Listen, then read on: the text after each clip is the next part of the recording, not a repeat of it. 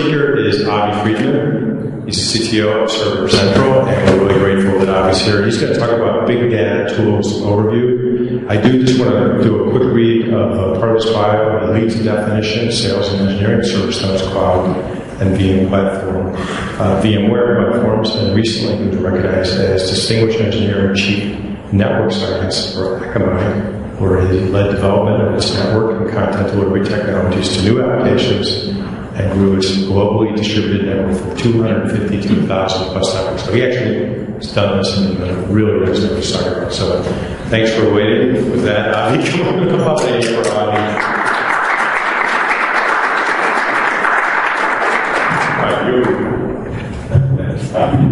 Okay, so the problem statement was a complete overview of big data in 20 minutes. So 25 minutes, but we need to allow for some time for Q&A. So I'm going to give a basic overview, mostly focusing on the tools that we see people deploying on their own, mostly focusing on the section of the market that's either the open source tools or the vendors that have developed around them to offer support and supported offerings. So more on the kinds of customers that are dealing with data themselves or writing their own applications, and less of the big data warehouse applications. Before I get started, how many people have Hadoop instances running in their enterprise? Okay. How many people have document database type of things? MongoDB, CouchDB, okay, big scale React, Memcache implementations, supporting applications. And how many people have at least some applications which they develop in-house? Okay, because that's another big differentiator. Is if you're given an application, there's often a limited amount that you can actually do. And how many people run Postgres in the enterprise? MySQL, Microsoft SQL. Okay.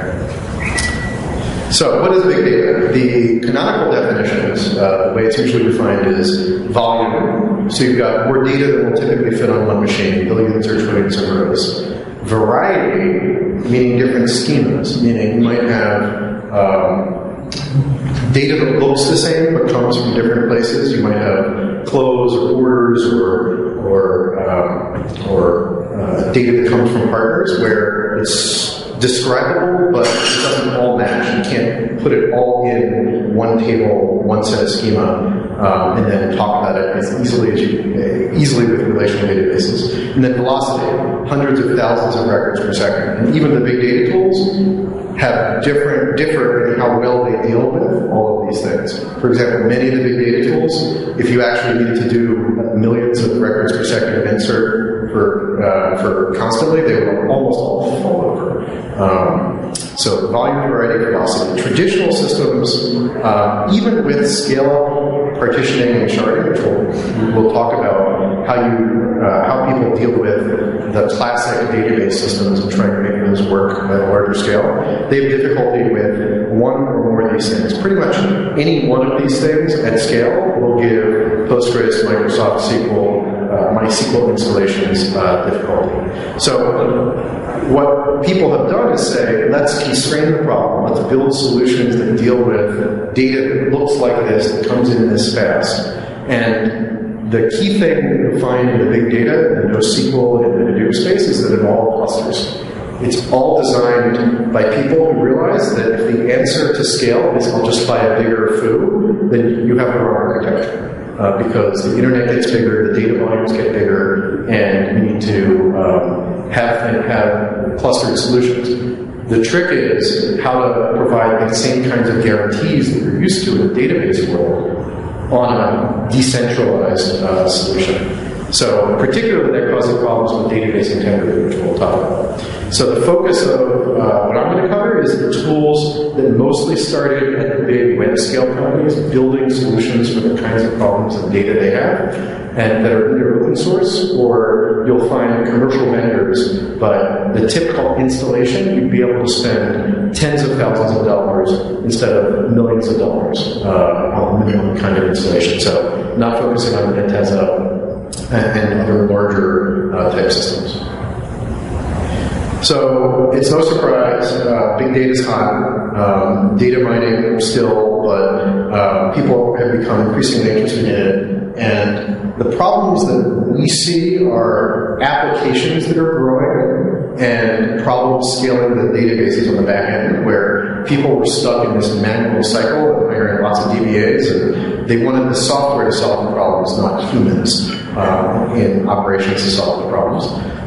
Or people doing things that they had been doing in BI-type systems, but the cost was just killing them on dealing with the volume of raw data and extracting the information that was very valuable to put into systems that they could fuse with other data in their enterprise.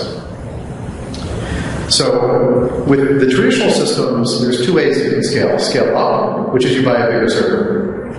That's the thing which has limits. People don't usually go to mainframes anymore, and even there's limits of how much you can attach to one system and how available that's going to be. And then scale out, which is you have more computers help solve the problem. So to scale up, you buy a bigger machine, but there's limits. Computers are very fast, but there's still only so much disk you can attach, only so much memory bandwidth. Scaling out with the traditional software is typically dividing your data up and doing a little bit of work at the application layer to figure out how to deal with what are really multiple databases that have pieces of your data. So that's sharding, partitioning, where you store bits of it by different times.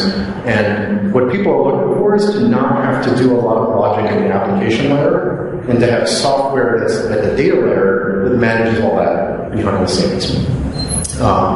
You can also cluster and do things like multiple read replicas, and that will help you in some cases, multiple write replicas, but you're still managing, you're still pushing the scaling issues elsewhere. So if you have a database that you make into 5 databases and all of them can handle writes, your latency is going to go up for your transactions, and that's going to put other limits on the system. And then a classic thing that people do is sharding and partitioning. Does anyone in the audience have systems where they're doing sharding and partitioning manually right now? Okay, so some people. So, gentlemen there work in a large enterprise where they have a lot of e-commerce applications, and it's a very common thing. So, for example, sharding a database, you might say, well, I've hit the limit of what one server can do. I tried to make 2 servers or 3 read servers, but now my transaction level is such that I'm overloading my writes. Let me scale that. Then the transaction time goes up because they all need to agree when something's written. So now I take all my customers and put A and B over here, and over here, and Z over here. But now you need to modify your application to know how to look at the data.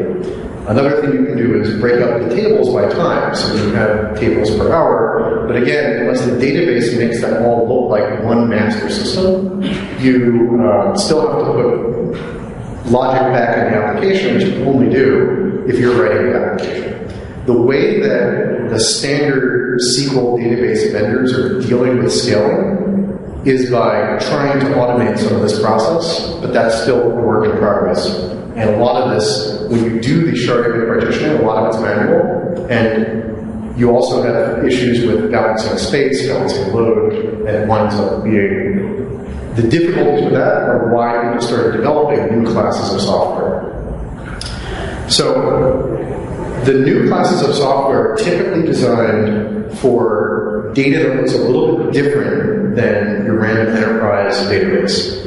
And there's 2 sort of theoretical background things which are referred to when you read about the new NoSQL big data solutions.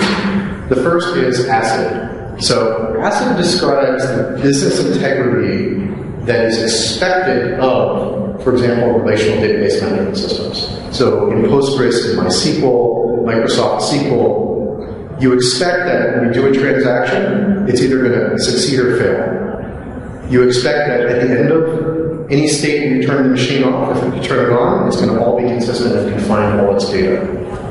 You expect that if 50 people are submitting transactions, they're not going to interfere with each other. And you expect that once you do something, it's there forever. The big data systems that we're going to talk about, the NoSQL systems, almost anything that says it's NoSQL, violate some of these things. And the biggest way that they do that is they say we're going to be eventually consistent. There's different things happening in parallel in different places, but in the theoretical sense, Amazon might sell the last copy of a book twice. So that's the kind of thing you give up to get magic scale. In terms of design of some of these systems, there's people that look at distributed systems and say, well, this is really great, you're going to scale all this out and not have me do all this manual work to split up my databases. But how do you deal with the CAP theorem? And CAP says, sort of like bigger, better, faster, you can have some of them, but not all. CAP says you can have consistency, meaning that everything's the same. You can have availability, meaning that everything is running all the time. Or you can have partition tolerance. And that partition tolerance is really, the key thing is, if you have a big enough system, now you have multiple network switches, something goes down, you have what's called split break. How does the system deal with that? So, again, you don't really need to worry about this if there's one system. As soon as you start clustering, even, for example, with sharding, there's still only one system that has a piece of data for a given time, and it's either available or not. The CAP theorem you also see referred to when people are talking about critiques or benefits of different architectures. And the bottom line is you usually give up some of these asset properties when you get into scale-out databases, which means they're appropriate for some kinds of data, but not always for others. So a map of what we're going to talk about, broadly speaking, the tools in the big data space that we see are the MapReduce tools. So Google didn't invent MapReduce when they documented it in the paper in the early 2000s. What they did was formalize something that was already done. So MapReduce is a way of splitting up the data and the operations on it so that you can run it in parallel where you keep extracting data out until you get just what you want in a way that you can do in a distributed fashion. So Hadoop is the leading example of MapReduce systems. There's HBCC, which LexisNexis did. There's some other systems, but Hadoop is the main one. And there's also, I'll sort of group things that are the streaming adaptations and streaming databases where people are trying to make more real-time functionality available into the Hadoop systems. NoSQL systems are things that look a little bit more like operating on one record at a time interactively, but don't look like your traditional databases. And they all, as a fundamental characteristic, are designed to scale out. They're all designed to run on at least one machine or more. And we're going to go over each of these different kind of use cases and different kind of data that we see. NoSQL is people that are saying, oh, we can build a clustered system that gives you ACID, gives you the data integrity you expect for your business, and will just drop into place from MySQL. And there's some big aspects around that now, which we'll also go over. And then the classic databases that are saying, hey, we can be big data too. And what that really is, typically, is managing what is a manual process now, and of the sharding and the partitioning. But there's still some issues where I would say that's very much a work in progress. So the magic bullet of, I want something that scales out, and I want it to be, forget even I want it free, I just want it to scale out, I want it to magically work with my current applications.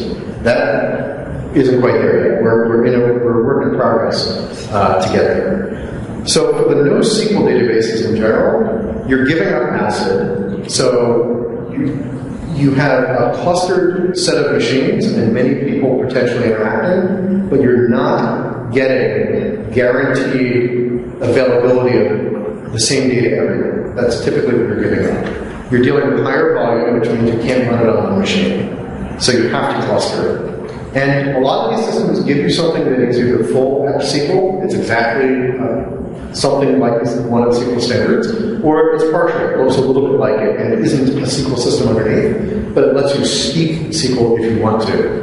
And typically, you're not dealing with stored procedures. So if you have an application where you're expecting to store some of the processing and the data integrity checks and things like that, you're not going to find these in the big data and NoSQL systems. So MapReduce. The main use of MapReduce is for batch processing. And by batch, we mean you can store large amounts of data in it. It typically isn't indexed. It's typically not designed to be really fast at updating little pieces of it all over the place. It's typically logs logs, streaming information about sensor data, things that are happening at large rate in distributed fashion, and we need to run operations over to pull summaries out. The typical latency of a query, especially if you're using a SQL interface to a MapReduce system, is going to be in the minutes. And there's some newer systems we'll talk about that try to get that down into the seconds, but for traditional installs, it's going to be in the minutes. And for most of the systems, you're going to have people that are familiar with writing Java code. There is the ability to code in other programming languages, these queries, but it's not as fast and not as well documented. And each of the implementations of MapReduce is becoming your whole ecosystem, and you're going to get the best support if you're using Java. So we see a lot of this for people that are either not in e-commerce or manufacturing, and they're doing very specialized things, or people pulling sales numbers, things out where they don't need the data, driving applications. So you're not going to use a MapReduce system to drive a website where someone's doing a query and getting an answer.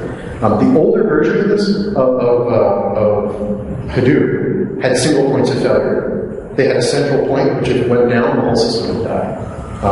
The newer versions, which are now released across all the major vendors, are HA. They'll keep chugging if anything goes wrong.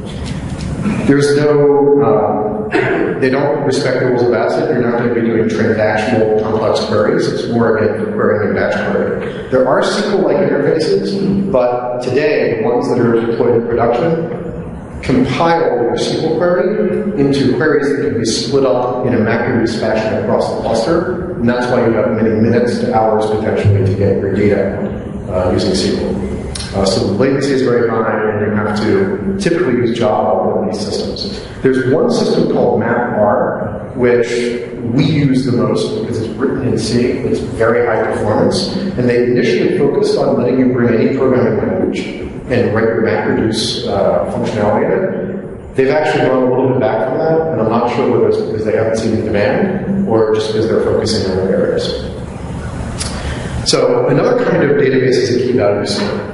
This is typically found in e-commerce sites, things like session cookies, web cookies, state for massively online games. Things where I know I'm going to give you an identifier and I'm going to store a bunch of stuff associated with it, and then use that to drive my application. So these are very interactive. They're designed to scale out and give you very responses in milliseconds, nonstop, all the time. But they're only useful typically in a world where you're writing your own applications and you're storing a little bit or maybe a medium bit, maybe up to a megabyte of data per identifier. These are the most mature in terms of being able to get software that actually you install, scales out, basically works, and has very few caveats. The Memcached is a common one that has no persistence, but that is pretty freely available, very rock solid. People use that also as an accelerator in front of a MySQL or a Postgres. Redis, which clusters out and stores its state to disk so that if you turn the cluster off and turn it on, we still have the same data. So now moving away from a cache to being an authoritative data store. Riak, which it does all those things and also does some more, but is a little bit more evolving and has more caveats. For Riak, it's a commercial company though, and you can get them to come in and consult and support such clusters. A little bit bigger, I would say, than the key value store is systems of the same architecture that are designed for both bigger objects and more structured, more complex objects, where you're actually saying that value that you're storing is a document. Typically, they're interfacing with JSON, so the same format that's used for web applications, and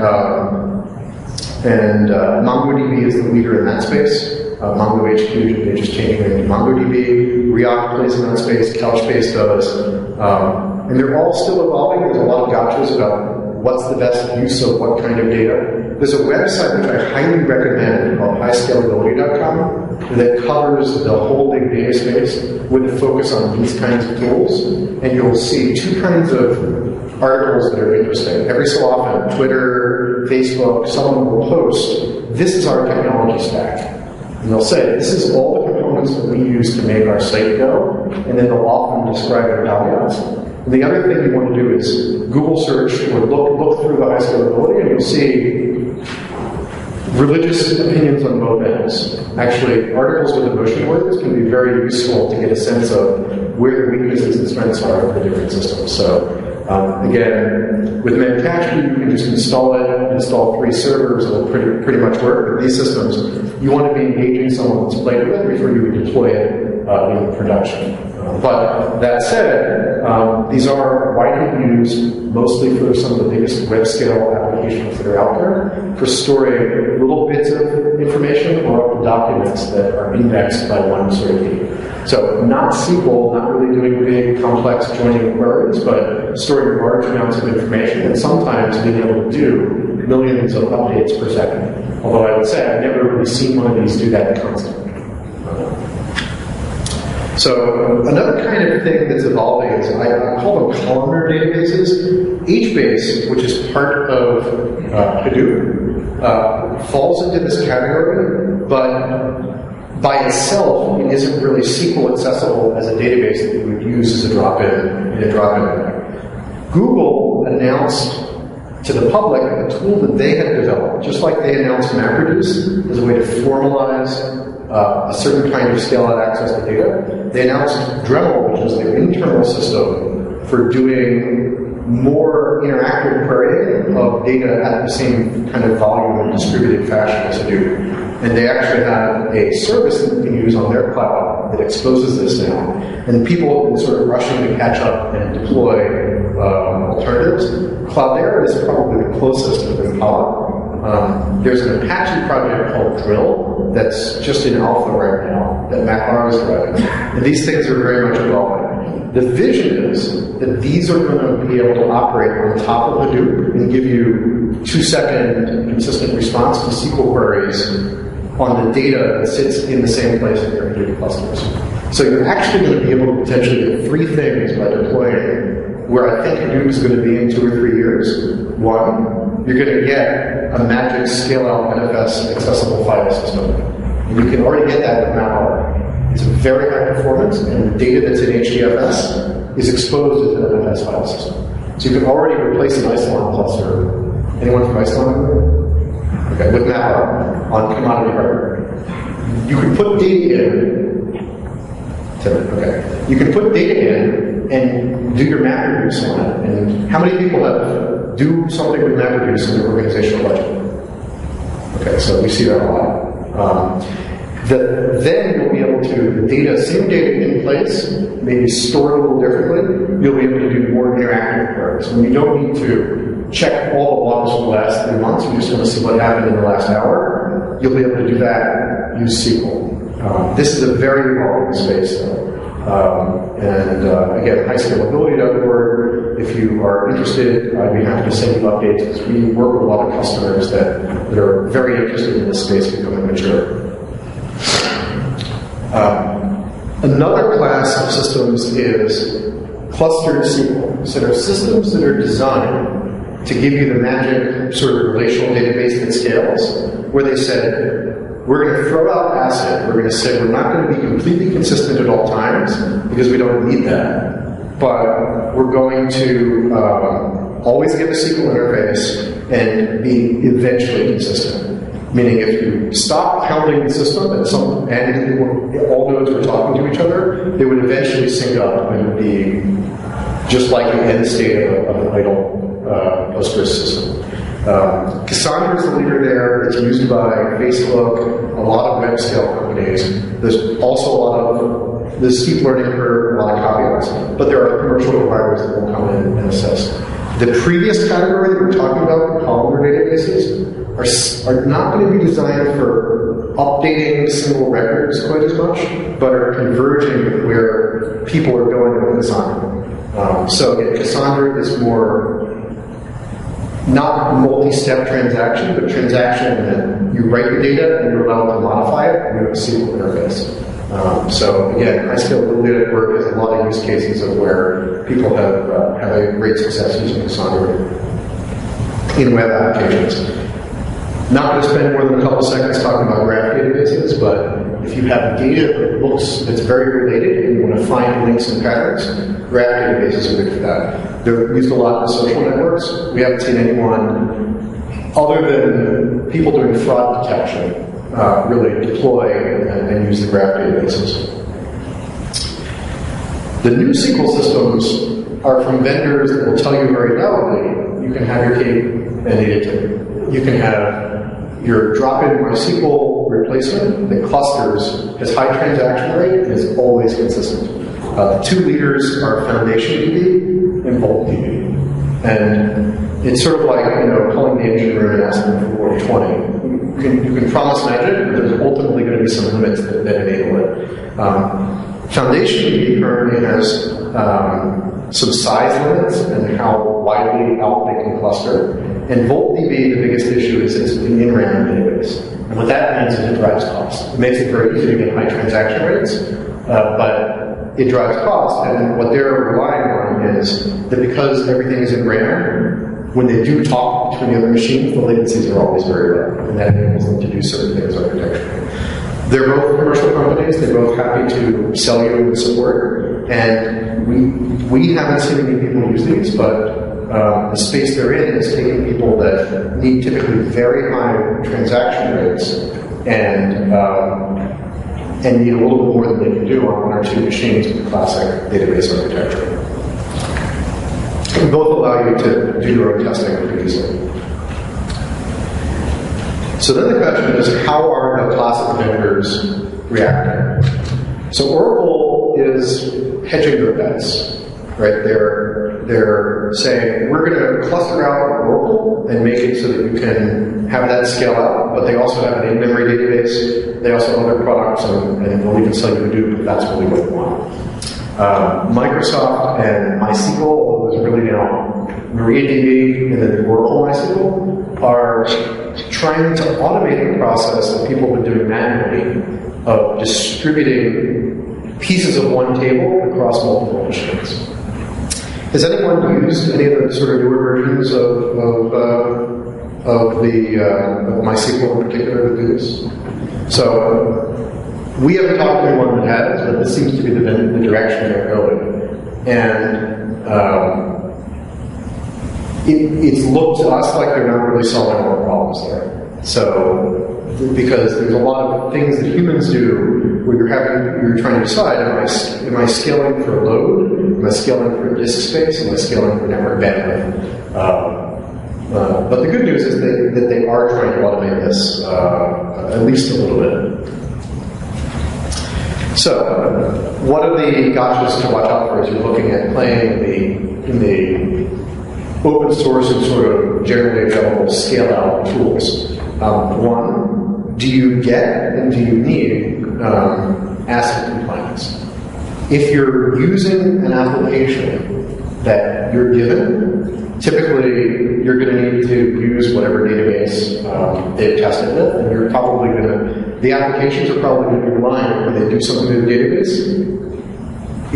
The database is telling the truth when it says whether it succeeded or failed, and the transaction is going to be permanent. It's typically going to be when you're writing your own applications that you can decide, okay, if it's a 1 in a billion chance that we record something incorrectly and the user has to log in again because we thought they logged out, that's okay. What you'll see again is eventual consistency, which is a buzzword for, if you come from an enterprise mindset, it's a buzzword for you lied to me. It means the system can tell you that it succeeded and then it failed.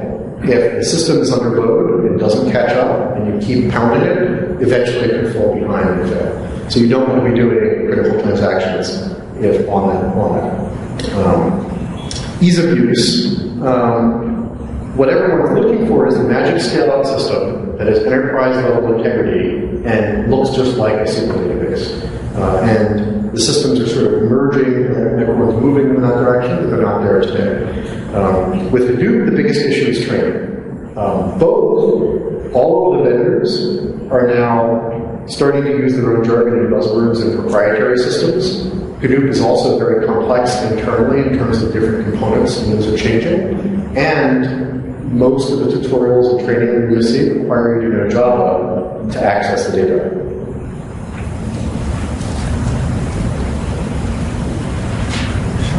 Oh, that's okay. And then the commercial systems like Teradata that give you the magic cost typically 10 times more, and that's why everyone's looking at all these other tools. So again, really, it's what are the application requirements of the data backend? And if you do code your applications, will they support using the big data? And that's where you get the biggest bang for the buck. Changing how you deal with the data gives you a lot more flexibility, and at scale can save you tens or hundreds of millions of dollars. And another option that you have, again, if you're writing your own applications, is you can actually sometimes implement an abstraction layer that lets you use distributed systems to make it look like one system to the application. And again, that will depend on what are you doing. Are you just querying data? Are you doing transactions? Is it important that everything always be committed, or is approximate or almost perfect enough? So I hope that's helpful. That's sort of an overview of the different kinds of tools in the big data space. Again, focusing more on the open source side. We have some time for questions, and I'm happy to answer any more questions or hook you up with people that are sort of more expert or customers that we've had that have worked with some of these technologies if you send an email. We do have some time for questions. Comment on Netezza? We have some customers using Netezza. The biggest issue that we've seen is that Netezza has been Netezza typically packages their solution in a physically difficult to install packaging. So we haven't gotten into the use cases of it, but we've been able to provide data center space, which in raised floor environments can be difficult. So they're actually over the weight limit of most environments, and we've been able to find a way to get in and install without the coupler. We've had some conversations with them where we said, well, it's just Dell servers and switches, can we pull it apart? But they really don't want to do that from a support perspective. So we haven't dealt with people, we haven't dealt with the applications that are using it internally. Customers that we've seen that have used them, just like with Teradata, they seem to buy more. And they also seem to be looking at other solutions for some of their larger data volume needs. Do you see any of those Netezza customers? Yeah, well, absolutely, yeah. I go fast. I would say every single enterprise that we've talked to that deals with, that has any solution that's more complex than a clustered Microsoft SQL database has a MapReduce budget and goals and imperatives. People are trying to understand what is it, how do I use it, how do I solve my problems with it, and this seems to be looking at that space. How many